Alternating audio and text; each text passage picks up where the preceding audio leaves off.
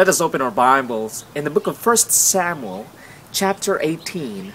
I would like to read the last verse, verse 30, from the King James Version Bible.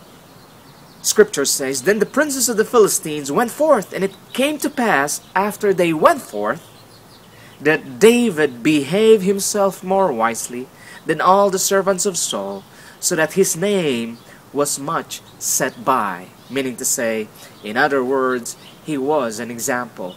He was a model or a paragon of security and stability.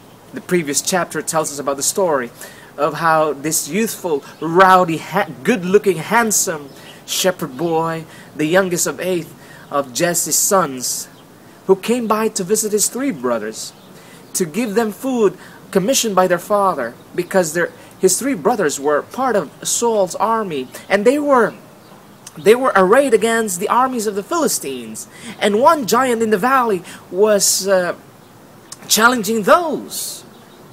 His name was Goliath, challenging those Israelites to come and beat him. And so David bravely and boldly challenged him because he profaned the name of God. And David would like to tell him that this army, the Israelites' army, are the armies of the living God. And so we know the story. He took 5 smooth stones from the brook, and just one shot of the sling, he hit Goliath, and the giant fell to the ground. David behaved himself wisely in the midst of popularity and fame and triumph.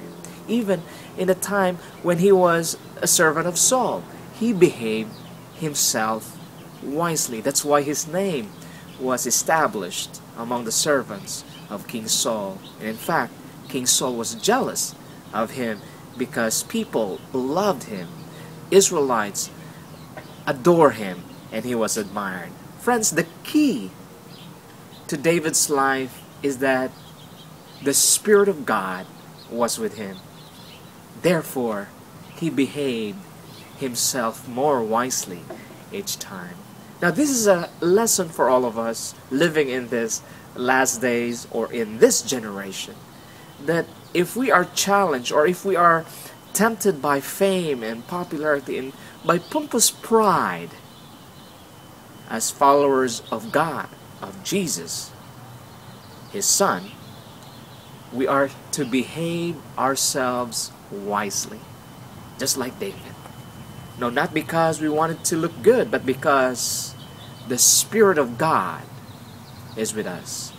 And therefore, we will not only look good, but we will glorify the living God who gave us the spirit of confidence to walk boldly, to work bravely, and to win people in the sight of God. Have we behaved ourselves recently? There are many people who are caught off guard, especially when they're in public.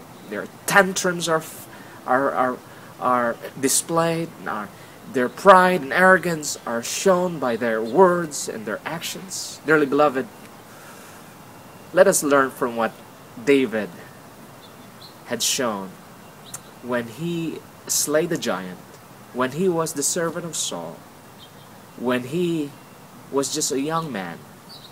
He behaved himself more wisely.